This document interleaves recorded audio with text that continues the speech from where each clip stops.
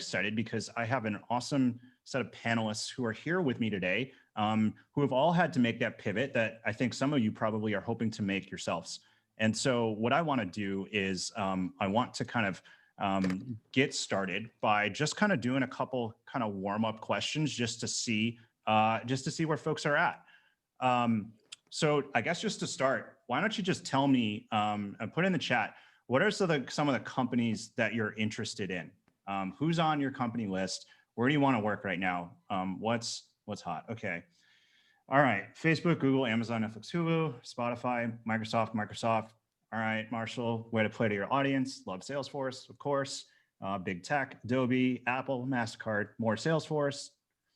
Gong.io, Nietzsche, that's a great company. They just raised an awesome round. They do some really cool stuff.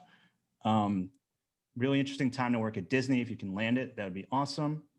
A lot of Microsoft. Amazon is always a popular one. Adobe is definitely a popular one too. Okay. Yep. These all make sense. Many of these were on my list. I'm sure they were probably on some of our other panelists lists as well. Great. All right, another question just to get started. What was your job before business school? Either the title, the function, the industry, whatever you want. But what was your job before business school? Digital marketing, biz dev, consulting, family business. All right, consulting, CPG, retail marketing, implementation consulting, project management, org reporting, creative advertising, nonprofit higher ed. All right, we're really all over the board. This is great. Exec director of nonprofit, perfect. I'm here to tell you that there is room in the PMM tent for all of you, which is a great thing. And what we're going to hopefully be able to do is to kind of talk through what it takes to make that pivot. And to kind of do that, I want to go through some introductions. And so maybe just to start, I'll have the panelists introduce themselves, and we'll just go here from left to right. I guess maybe to start, Matt, do you want to kick us off and give us a brief intro of who you are, and what you did before business school? Hold on for a second. Hold on. Yeah, be happy to. So, hey everybody, thanks for coming today. I'm Matt. I am currently a second year at University of Washington Foster Business School. Before the MBA, I actually worked in project engineering and project management in the construction industry in Seattle. Double dog, so I went to UW for undergrad and did my internship at Microsoft in a PMM role with the cloud marketing team. And now I'm looking to return next year in cloud marketing. I'm excited to talk marketing today. Awesome. Thanks, Matt. Anson, how about you? You want to go next? Okay. Yeah, thanks, Al. And to everyone that joined, I appreciate you guys signing in tonight. This is a pretty exciting time in your career. So I'm hoping that I can share a little bit of advice with you on how to get to where you want to be. But in terms of my background, I'm currently at Facebook in a product marketing role on their business integrity team. But before business school, I was working as a product manager at a financial technology company where I was really just executing someone else's vision for where we were taking our products. So getting my MBA and going into product marketing was more about being that person who set the strategy for where you want to take a product. And I've found that role at Facebook. So very excited to have found my way into product marketing. That's great. Kirsten, how about you? You want to go next? Sure. Thanks, Al. My name's Kirsten Smith. Excited to be here with all of you this evening. Looking forward to helping you all find your path. My background is I did implementation consulting for a higher education software. So we sold a student success software to colleges and universities. So I did a lot of training and product adoption and thinking through different solutions based on the software's functionality. Liked the work a lot, but was kind of interested in getting closer to the product and closer to a marketing role. So found myself back at business school and interned full-time with Dell as a product marketing intern and came back full-time starting in July. I'm on their e-commerce, B2B e-commerce marketing team now. Great. And last but certainly not least, Winnie, would you mind introducing yourself? Yeah, of course. Hi, everyone. My name is Winnie Tran. I graduated from UNC Keenan-Flagler, actually with Aldi in 2015. Pre-MBA, I was in investment management and did private equity analysis for the former few years of my life there, and spent 2 years as an assistant product manager building a product in-house specifically for our clients to be able to access private equity fund information. And I went back to business school, to be fair, a little bit unsure what I wanted to do and wanted to explore all of my options a little bit. And post business school, I actually ended up in brand. Really, really wanted to get to know the beauty industry, had an opportunity to go there doing financial strategy. So I spent half my time there doing that. And then the second half of my time there doing brand marketing, and then moved into industry marketing at Salesforce now. So I'm on the industry product marketing team focused on consumer goods cloud. Awesome. Great. Well, thanks to our panelists for introducing themselves. And we have a really great diverse set of backgrounds in terms of Anson and Kirsten, both intern for PMM roles while they were MBA students. Matt's currently an MBA student. And then Winnie pivoted to product marketing after business school, which is what I did as well. And so we've kind of covered it in all bases. And I did that intentionally just to show you that there's a lot of ways to kind of break into it. And so we're going to jump into some questions. But before we do that, just want to let you know, if you have questions, feel free to put them in the chat. If you have comments, feel free to put them in the chat. We'll be looking and moderating. So as the speakers are giving their answers, we'll also be answering your questions simultaneously, just to try to make this as interactive as possible. So with that, since I know this story a little bit because I remember meeting Kirsten, I'm going to go with her first. Talk to me a little bit about, you obviously came to business school because you wanted to do something different, but how did you kind of figure out, you know what, like I actually could do this product marketing thing. Like this thing actually looks like something that is both interesting, but also kind of makes good use of what I want to do. And then my existing skill set. Like, how did you kind of navigate that hump of figuring out how you could actually fit within the role of product marketing? Yeah, happy to tackle that one first. I will say that for me, it was kind of a windy road to get there at first. I came into business school with the lack of knowledge, I will say, around what path to go. Like Winnie said, I came in thinking I knew what I wanted, but maybe wasn't totally sure. And I thought maybe product management was the right way to label what I was talking about. So if any of you feel that, I get it. And then as I talked with alums and I networked and I kind of thought through like, what are actually my strengths and what's my skill set? It was less around the technical components of a product and more around like empathizing with a customer. That was kind of what drove me in the first place to pursue a product marketing or product management role. Was I wanted to be in a position where I was thinking about what the customer wanted, like how do we create a seamless and effective and efficient experience for them, and what does that look like, and how do I use like my communication skills to bring that to life, and organizational skills and ability to work cross-functionally. Like I think I'm able to kind of be that person that works with different teams and pulls a message together that's able to be easily communicated to customers or whatever the appropriate outlet is. So I will say, Al, it was not a straight path to product marketing, but I think it was about figuring out like, what are your strengths and how does that add up to this function area? They even know the person's name, sir. The commandant that was in charge. Yeah, that's great. If you're not on mute, if you could go on mute, that would be awesome. And Matt, actually, I want to go over to you because I want to ask you the same question, only because I know you came from a background that wasn't necessarily in tech and wasn't interested, necessarily in marketing. Same question though.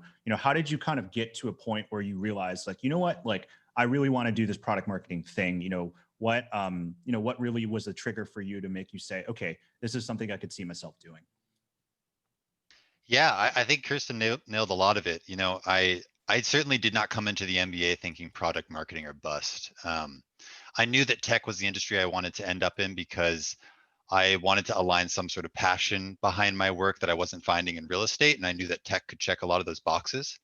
Um, but ultimately, I was looking to do something at scale that was a bit of a jack of all trades kind of role.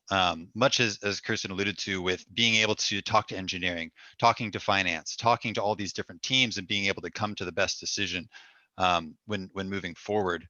And the real way that I figured out what I did and didn't enjoy was by getting myself in the hot seat within the MBA. So trying to find field studies where I'm doing something in marketing, trying to find internships or fellowships throughout the year where your job is to, address a problem that is in marketing and be able to say, I really like this, or I really hate this. And having that sort of process elimination paired with what you find are your strengths from your previous role is super valuable to kind of put you on the right path as to what you want to do.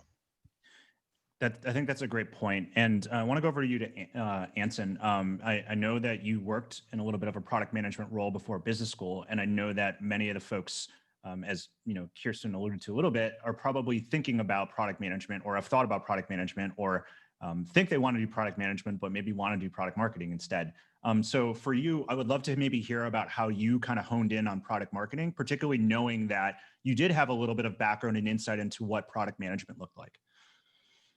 Yeah, it's a really good question, and it's one that you have to answer as you're going through this process of figuring out where you want to take your career. For me, how I chose product marketing was talking to a lot of people who worked in product marketing roles, who worked in product management roles, and understanding how each company defines those roles.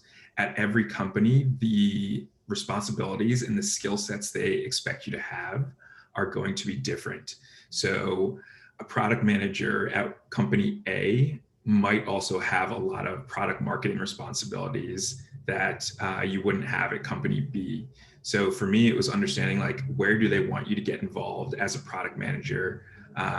Do they expect you to have a whole bunch of technical skills? Do they expect you to have a certain level of coding proficiency?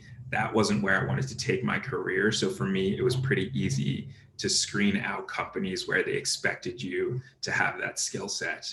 And when I was looking at product marketing roles, I knew that I didn't only want to be involved with coming up with the go-to-market plans and doing sort of the outbound, this is the customer messaging that I wanted to put out there. I wanted to be involved at the inception where you're actually going out and you're sitting down with customers or potential customers to kind of figure out what is it that you want in a product? How can we build that for you to solve this pressing problem? And so for me, once I figured out which companies were, they had the types of product marketing roles that I wanted to get involved in, it made my search process a lot easier. No, that's great. So Anson, just as a follow-up, I'm just curious, someone asked here about just the idea behind, there are some tech firms that require or strongly prefer some technical skills. Mm-hmm. And so the question is, how do you offset those skills if you don't have them? Or I would add a follow-up to that is that for some firms, can you even offset, those skills? Example, Google or Facebook. Yeah. I don't want to discourage you from applying for those roles, because here's the thing. It's you can show them how passionate you are about the role, and you can also build those skills as you're going through your MBA. So don't just apply for those because you're not proficient in some very niche programming language. What I would say is talk to people at the company, talk to people that applied for the position, and just know what types of questions you're going to get in that interview so that you can prepare for those. And just know your shortcomings. Don't go into an interview and then try to BS your way through a question, because they're very easily going to be able to tell you you don't know what you're talking about. So it's better that you say it's I think that's a little outside of my expertise, and you try to steer the conversation back towards something you do know. That would be my advice for you there. But there really is, there are certain roles within any company where they're going to say like, you need to have this sort of technical experience. And that is not true across the entire company. That's just going to be for certain product teams. So you're going to need to do a lot of research. A lot of it will not be available online. So talking to people that have worked at the companies or interviewed is going to be your best way to figure out where the right fit for you is. Great. I think that's really great advice. So I want to go over to Winnie. And in Winnie's case, as I mentioned before, Winnie found her way into product marketing at Salesforce after her first job after business school. And so, Winnie, I'm curious from your perspective, how did you kind of discover that product marketing could kind of be a thing? And then outside of being nice to me and all of my classmates who worked at Salesforce to help you get you in the door, what else did you do to kind of discover and really make the connection that this could be a great field for you to transition into? Yeah, I mean, I think just to answer your first question in terms of how I landed on product marketing, I had no idea I wanted to do product marketing, and my heart was set on brand marketing for the rest of my career. But something that I learned a lot while I was in brand marketing was that lots of CPG companies are refocusing their priorities to do a lot of digital transformation within and to digitize a lot of their processes. And it was an area that I just had no hand in, and I wanted that experience. And so, like you said, I had a lot of conversations with you and other classmates that were at Salesforce, and a couple of my mentors who were at L'Oreal, which is where I was right after business school. And they were like, you should really look into a tech company if that's an area that you want to grow. And so I essentially started the conversation of potentially even going on to a team that was more focused on e-commerce, our commerce cloud team, our marketing cloud team, really focusing on some of the skills that I built in brand marketing and understanding how to basically define the demographics of how I want to push out my marketing to and whatnot. And there are products that Salesforce has that can help you do that. And in conversation, especially with one of our classmates, he was like, you know, Salesforce is really focusing on industries right now. And this was about 2 years ago now when I first applied, about 2.5 years ago when I first applied. And it was one of the first few tech companies that I think were building out these teams to really speak the language of the customer, to really speak to individual verticals and individual industries, and really truly pinpoint the challenges that they were facing and being able to position and message products to help with that. And so because I came from CPG, it really helped leverage, I leveraged that experience to position myself as someone that can speak the language of the customer. And frankly, brand marketing is very different from product marketing in so many ways. And I feel like even now my role is still evolving a little bit at Salesforce. No, I think that's a really good point. And the thing that I think is great about part of your story too is that there's a lot of different ways to find a way to craft your narrative around why you're a great fit. And I think the one way that you figured it out was by thinking about the industry lens and thinking about all the expertise that you had developed working in that space and how that could be transferable to this role. And certainly it also was nice that of the timing in terms of where our company's priorities were. But that's part of the deal, is figuring out how do I find my way in. And for you, it was industry. For some of you, it might just be specific to the role, right? Maybe there's certain responsibilities within the role that you have a skill for, or that in some cases you may have done previously. And so I think the lesson, or my kind of takeaway from your story, is that you found a very clear path based off of the industry lens, which could, for some of you, could make a ton of sense. I'm making this up, but if you worked in the IT security industry and there was an IT security firm that had PMM role, well, it's very much in a similar kind of way. And so part of what your job is out there, if you're trying to pivot into product marketing, is figuring out how do I find that hook in? How do I find that tie-in to get in there? And on that notion, some of those tie-ins are going to be because of your past experiences. But one of the other questions I get a lot is, okay, that's great, but like I'm in school now, what can I do to prepare either for the interview to have things on my resume, or to set myself up for success if I actually get the role? And so I want to go to Matt, because I know this is part of a conversation we had a few weeks ago, and I think you put a little bit in the chat. Can you share a little bit about some of the things you did in your first year that you found to be helpful to positioning you for the interview, as well as just actually being able to be successful in the role? Yeah, definitely. You know, two things. First, to reiterate what I was saying earlier, putting yourself in those experiential opportunities are great. It's really a win-win because, you know, you find out if you do or don't enjoy something, and say you go and do something that's in, you have some entrepreneurial finance opportunity that you can do as a field study. That give you some more diverse perspective that you can bring to the table in this PMM role that really does require you to wear a number of hats. And so again, just, you know, doing anything experiential that you can. I also think that it's, you know, there's only so much you can do in those first couple months of your MBA that these companies are going to care about. Like if you think about it, you got into the MBA, and as soon as your feet hit the ground, you're applying for, you know, positions with companies this next summer, and it feels like you haven't learned anything yet.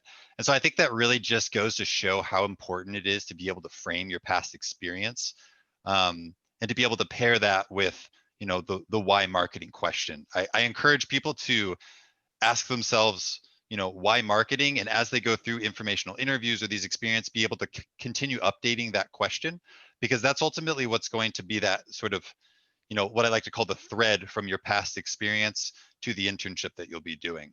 And so while, you know, for example, my experience in construction has very little direct parallels to tech product marketing, but there are a lot of situations that I now see from my past experience that I saw in my internship, that, you know, really do highlight the roles themselves aren't that different when it comes down to what you're doing. You're collaborating with other people. You're able to speak languages of the different stakeholders. You're the voice of the client or the customer. And so being able to work with others, work with second years, work with career management on these stories and shape that, you know, why marketing question as you go into your different applications, I think is going to instill a lot of confidence that, you know, you are the right fit for this job and that you will put your best foot forward. Thank you for sharing that. And I think that's a great point. And you're absolutely right. You have 4 months before you sit in an interview, maybe even less for some of you. So there isn't a lot you can do, but it also puts a premium on the at-bats that you do get in terms of, you know, your core marketing classes, right? Your core strategy class. You know, if you get a chance or if you have to do a case competition, I think as Brad put in the chat, those can sometimes be pretty valuable just in terms of, you know, having to work on a team or having to come up with a solution or having to present in front of an audience something. I think all those things can certainly, you know, add value in their own respective rights. Want to give the same question to maybe Kirsten. Anything else that you would want to add, or anything that anything else you did or that you want to add to what Matt said that might be of value? Yeah, I mean, I would certainly echo what you both just said. I think also, you know, think about what role you're taking on in group projects, right? Like I found that I tried to step up and do the slides for a lot of my group projects and case competitions, because it gave me the opportunity to practice crafting a message and putting together, you know, a presentation that actually worked for whatever that end audience was. And I think in product marketing, we are thinking about that a lot, how we're positioning and messaging something. So, you know, it might be a class project, but it's still kind of an opportunity for you to picture and visualize getting across that particular message. So I would just throw that out there too. And then, you know, I didn't do a consulting project necessarily during my MBA, but I did a nonprofit consulting project sort of thing. And the project ended up being about, like, how does this nonprofit fit in their competitive landscape? Like, what does that look like? What is their value prop when they compare to other nonprofits? And that was a really valuable opportunity and experience for me to go through, because I got to kind of think through, okay, how do they compare to these other organizations? How do we like position them to their members, and why would somebody want to be a member of this org? And so it's not necessarily that it was a tech product by any stretch of the imagination, but it got me to push on those skills a little bit. So I think when there's opportunities and projects that come up that let you kind of test out those different levers, try to jump on them. No, thank you. I think that's a great point. And I think the other thing that I'll say, which I think you did there, Kirsten, is that if you're doing informational interviews, one thing I would hammer home on, and I know someone asked it in the chat, so I promise we'll get to it, is really asking and understanding what these PMMs do every day. So for example, Kirsten just said two things. One, she said value prop, which I know that all the PMMs on this call think about each day for their product in terms of the value prop, right? And the second thing that she said is competitive intelligence, right? Those are two things that many PMMs have to do, right? And so the reason why I bring that up is that if you understand that, then you can start to think about, okay, well, if I'm doing this in a different lens, like how is that relevant, right? And how does that, experience, for Kirsten's case of coming up with a value prop for that nonprofit, how is that teaching me something that I could be using one day as a product marketer? And as I was saying, we all think about our product's value prop each and every day. I can guarantee it. And some of us maybe do some competitive intelligence. I do a lot of competitive intelligence. So that is absolutely something that I think about. And so that's just a tactical thing of like, okay, well, how do I connect what I'm doing to what this role is? Well, find out what the role is, find out what's being done, and then try to backtrack into what that experience looks like for you. So that you can at least get a sense of, okay, now I understand what this is like. And so that's just one really tactical way to kind of make this work. I do want to get to a couple other questions that I think are relevant. So I want to maybe go over to Anson and Winnie for this. So this question came up and a bunch of people kind of plus one did. So it's from Catherine, and she says, PMM can vary in terms of how a company defines the role. It can also be hard to describe a typical day at work. Could you break down percentage-wise how much you allocate to time working on different tasks during the week? I'm curious to understand more of what the breakdown looks like. And so maybe for this role or this question, maybe what I would do is think about either number one, like tactic-wise, like what are the deliverables you produce? Or number two, like who do you what stakeholders do you spend the most amount of time with? Excuse me. And Anson, I'll start with you. Oh, wow.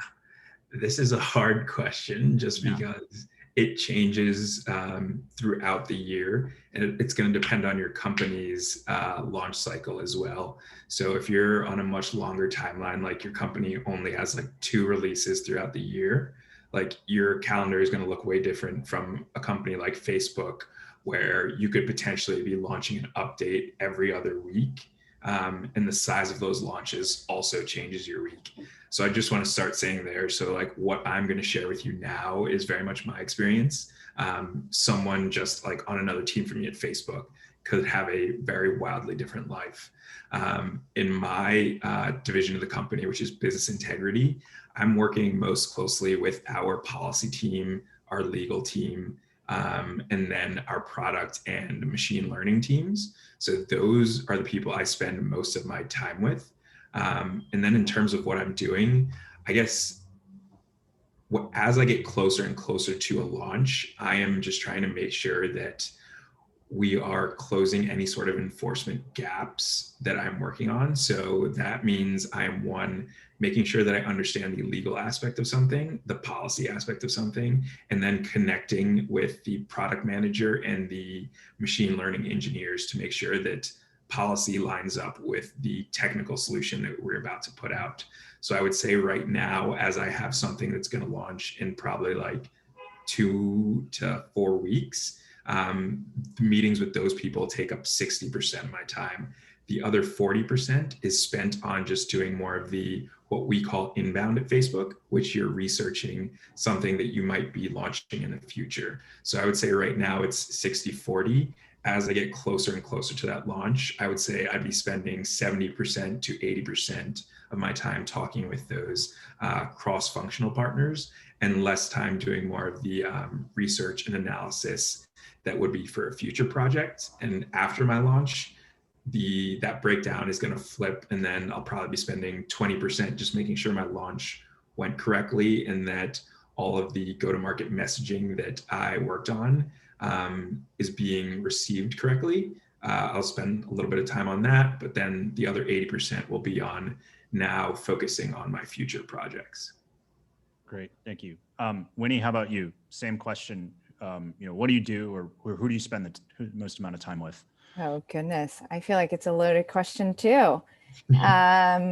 I think it's a great point to say, to think about the stakeholders that you spend a lot of time with. And I would say for me, it is my product management team, my go-to-market team, and at Salesforce, the industries team. While go-to-market is usually a function within product marketing, we have a separate team that does that. I work a lot with my campaigns team, my creative team, and then you pepper in different people that you work with from time to time. But I would say, like, depending on the time of year, Salesforce actually, based on our release cycle, we have innovation releases 3 times a year. So like it is a constant every 4 months. You know exactly what you need to do for those releases. You need to go through the legal naming of your features and your products. And so there's a very clear process for that in terms of how it's released, when you need to submit content, which includes like write-ups, descriptions, value prop, your positioning statement, demos, whatever it is. And so it's a very clear time process, and it's cyclical throughout the year. And I would say that that's like about 10% of my time. If I had to like assign a percentage to it. And then I also work on bill of materials, right? Like my website, I try to refresh it at least twice a year. And that's a process in and of itself. What do you want to put in there? What are you refreshing? Are you creating new pages? So there's a whole process that comes with that. And then the rest of the bill of materials, like demos. Every tech company needs to have demos, unless you're, I think it depends on who you're marketing to. But most B2B companies will have some type of demo. So I would say, like, in terms of like content, like assets, that I want to always say, like, it's like 10% of my time because I work on so many different things. Other pieces that we do focus on: sales enablement. That's a big piece of my time, because ultimately you can have a product, but it means nothing if you're not selling it. And so making sure that your sales teams are enabled, and that includes your solution engineers, it includes your account executives, it includes your sales leadership, and ensuring that they know exactly how your product works and why it's important to talk to your customers about. And within that, it includes a lot of technical training and planning workshops and creating customer success stories, because it's the way that Salesforce tells stories. We tell stories through customers, and so ensuring that we have those customer stories. So that's a big piece of my time. Another ongoing joke, I guess, at Salesforce is that we're an events company that sells software. So that's very true. We have a lot of events throughout the year, and a lot of it is open to the public. So definitely check it out if you're ever curious about the production of or the output that we have. So like recently, we just wrapped up our industry summit last week. And so that in and of itself was like 3 months of constant work and delivering things and working with agencies to make sure that you're putting on things that are compelling to your audience.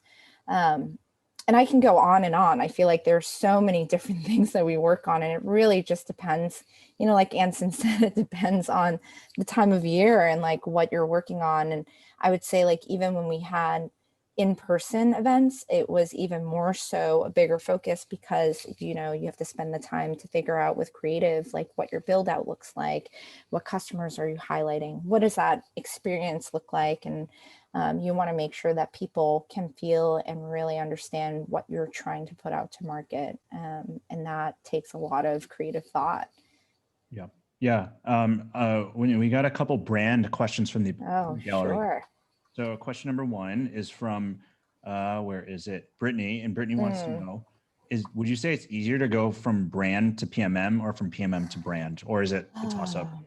It's a toss up, honestly. I think it really depends on where your strengths are. And I actually would be the first to say, I think my strengths are stronger in brand management. And I feel like, a big piece of what I do in product marketing is storytelling. And you can ask anybody I know, I'm the worst storyteller ever. And so that it's been a real, just like, exercise to get myself into a situation where I can tell better stories and be more articulate about what I'm trying to portray out into the market. And, you know, like anything else, I feel like brand management also is like a little bit chopped up. It depends. Are you in innovation marketing? Are you in more go to market? Are you, you know, so it really just depends on where your interest lies.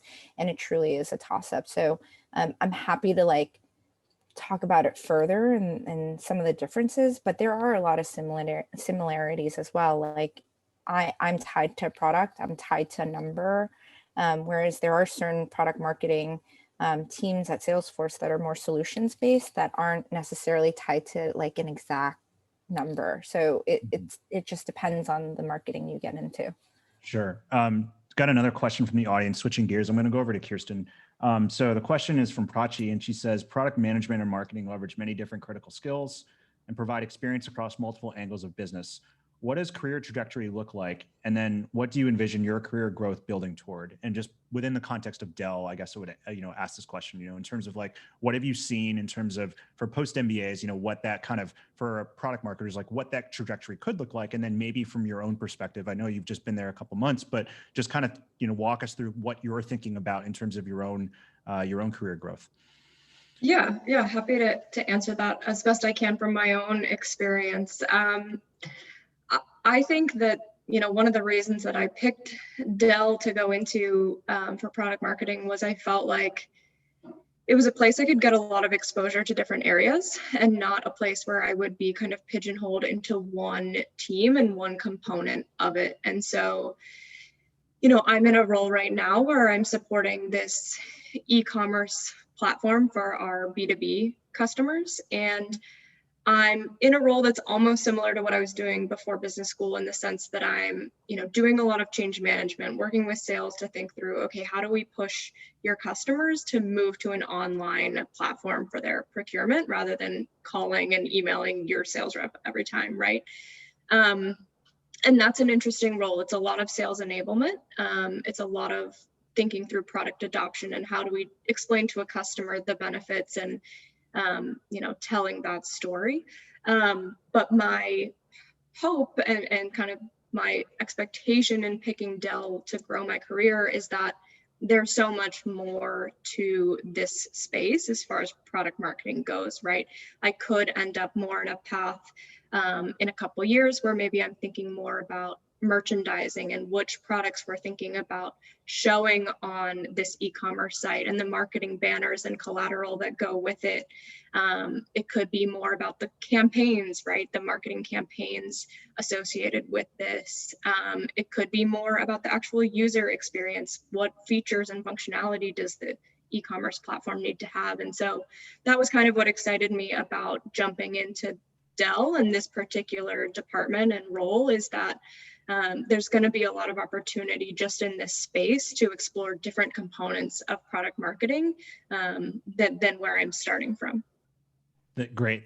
Thank you. And that's also the benefit. I'm a little biased because I work at a big company, but it is the benefit of going to a bigger company is that there are opportunities to kind of move around. And then the other thing that also makes Dell unique, and this is something that you should think about out there is Dell is, you could argue, is both a B2B and a B2C company, right? In terms of, it slings laptops to you and me, but it also slings laptops to CIOs of Fortune 500 companies, right? And so there's a lot of opportunities, I think, in that, as you're thinking about, what kinds of companies might be a good fit for you. Anson, I want to go over to you and maybe ask you the same question in terms of, from what you know, what is kind of the career growth for PMM look like at Facebook, and then maybe a little bit about what you personally are thinking about for yourself. Right. Yeah. So in terms of career growth at Facebook, it's all about like how much ambiguity are you comfortable dealing with? The more ambiguity you can deal with, the higher you can go up the ladder, it seems like. When they bring in new PMMs or product marketers, they really ask you to do two things. It's one, solve problems in a very structured way using frameworks or very standard analysis. And the second part of that is to make it easily digestible by the cross-functional partners that you work with, right? So that's at the core of your job. And then there is like, yes, you do have to have marketing skills to be able to present that to customers. The part that they don't tell you about your job is they're going to just throw a random problem at you and no one's going to give you guidance on how to solve it. So the people that deal with that question mark very well seem to do well at Facebook. And for me, it's like in terms of where I want to see my career go, it's, I think, probably being at Facebook for the next 3 to 5 years and just kind of taking on as much as possible and figuring out my likes and dislikes for the role. Where that ends me, like where that takes me in the next like 7 to 10 years, I haven't really figured that out yet. But I've seen some people go back into product management. I've seen people go on to take senior roles at smaller companies where they're leading product marketing teams. So it gives you a bunch of different options, but again, it's like how much ambiguity can you deal with? I think that's key to the job once you've knocked out the simple stuff, which is like just straightforward analysis and frameworks. Thank you for sharing that. And just a couple points to add. In my former life, I was a consultant and I worked at Deloitte. And one of the things I've noticed is that a bunch of my old colleagues who used to work at Deloitte have made the transition into PMM at Facebook. And what they've told me is that part of the reason why is speaking to Anson's first point about being able to solve problems in a very structured way. Even though they didn't have PMM experience, Facebook was really keen on their abilities to just take something, figure out what data they need, and then solve the problem. And that was something that they were comfortable with as a consultant. So even though they didn't necessarily have that title, they were able to kind of make the move. And so I would just echo what Anson is saying, just in terms of, at least within the confines of Facebook, that structured problem solving is something that they value. Not that other places don't value it, but I can, I have 5 or 6 examples of people who I used to work with at Deloitte who are now PMMs at Facebook. And they all say that their consulting skill set really helps them really well, particularly with those problems that they get where they're just like, here you go, it's yours now. So thank you for that. Okay, I want to keep going, but before I do that, I want to do a couple poll questions just to kind of get a sense of where people are at right now. So I'm going to launch a poll and hopefully you can answer. So the very first one should be pretty easy. If you're paying attention out there, who are you and what, what class are you in? I'm trying to get a sense of who's joined us today. Okay, so 2022 is winning. That's great so far. We'll keep it going just a little bit longer.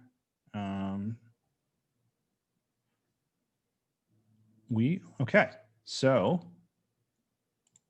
just so you know, that's where we are. So the majority of you are in the 2022, but we have some 2021 as well, and some other folks here too. Okay, I have another poll question for you. We'll do this. What is your interest right now in product marketing? Where are you kind of on the maturity curve? Are you just getting started? Do you know a little? You think you're going to recruit for PMM, but it's not definite? Or are you like all in? Are you just going ham on product marketing? Let's see where folks are. Give it a couple more seconds. We have almost everyone. Almost there, almost there, almost there. Okay. Here's where we're at. So a lot of you are kind of, you're kind of almost there, but it's not definite. So you're probably looking at something else as well. And a lot of you are all in as well. That's really great. Okay, thank you. I believe there is one more question. What other roles are you looking at? What other roles are you looking at?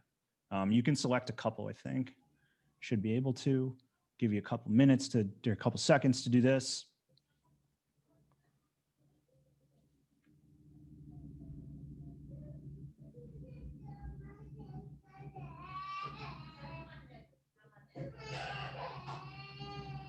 All right, we are at quorum, so we'll share this, and here's where we are at. So as predicted, product management is the winner, because it always is. But brand's not too far behind. Strategy and ops is not too far behind. Okay, cool. All right. Okay, so I want to go back.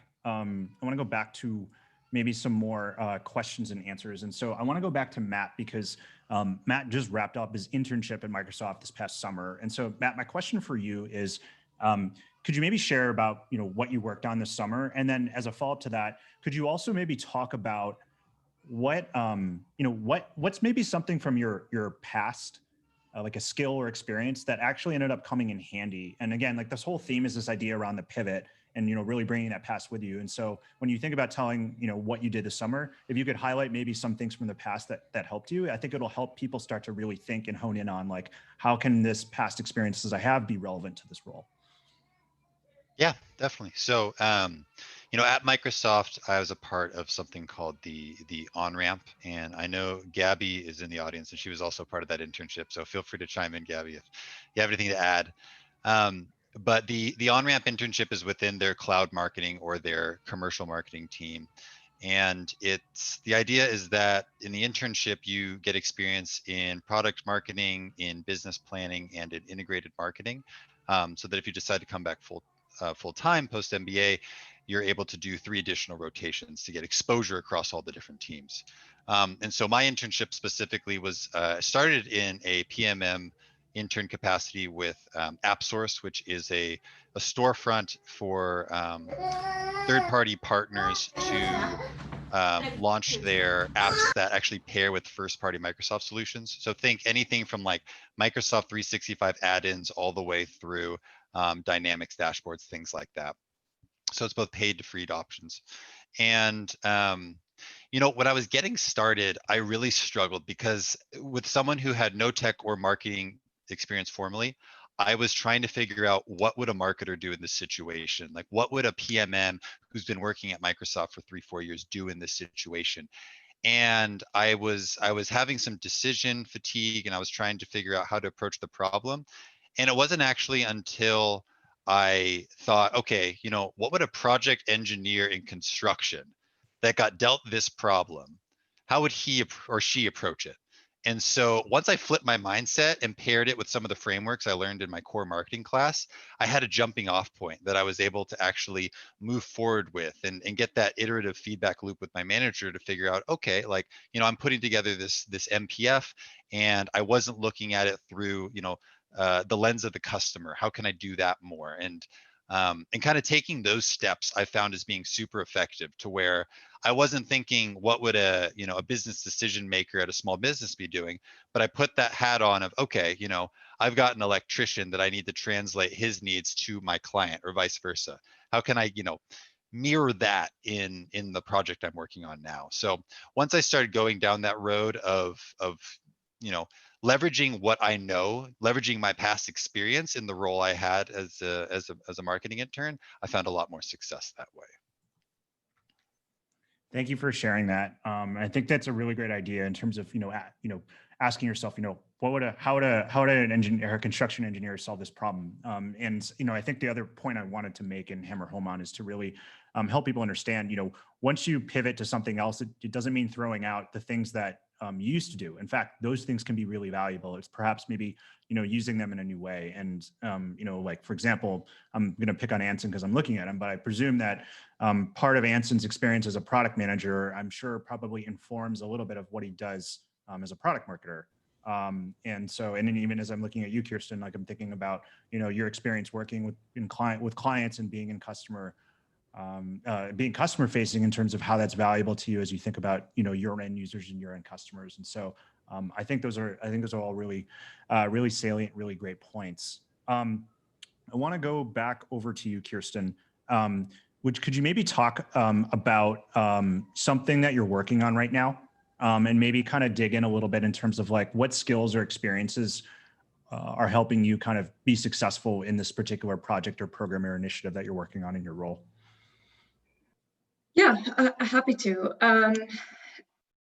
As I think Al said, or maybe I did, I am 3 months in, so not the most experienced one on the call at the moment. But as far as kind of what I'm working on at the moment that relates to past skills,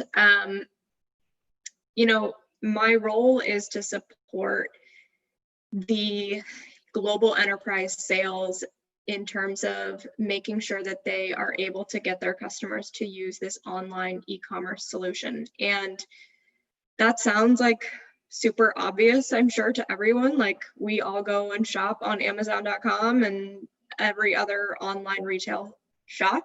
But for a lot of procurement offices, they are really stuck in like the olden days. Like, they don't want to use modern technology. And so it's similar to my old role, my past role before MBA, in the sense that it's a lot of change management. It's a lot of thinking through, how do I sell you, massive enterprise customer on why this is beneficial for you, right? Like, you've been emailing your sales rep and getting your laptops and monitors and all those things for years, right? So why should you change your process? And I think it's all about how you can frame the problem and frame the solution for them. I find that a lot of times, and I found this before in my old role, that it's thinking through like ease of use. How easy is it to use? How effective or productive and efficient can you be by switching to this product, right? So it's kind of all about, at least I'm finding that this role kind of takes me back to what I was doing before, because I'm thinking a lot about how do I position this product in a way that makes it useful for someone to use, and they see the benefits in making the switch when they want to be a curmudgeon, right? They don't want to step into the 21st century. So that's kind of the relationship I'm seeing between past experience and present. That's great.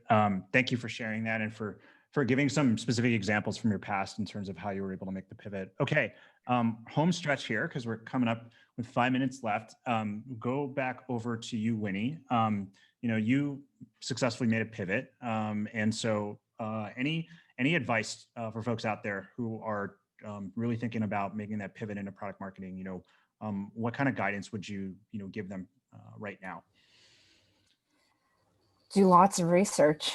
I think you have to know kind of where you want to focus in. And, I think a big challenge that I had, or at least a hurdle I had, was like kind of really understanding the products that Salesforce had to offer and being able to articulate that. So that's one piece of it, right? Like understanding, well, why do I want to go to Salesforce from brand? And where does this sit within my career? Understanding the different offerings and how it fits into your narrative. That's one.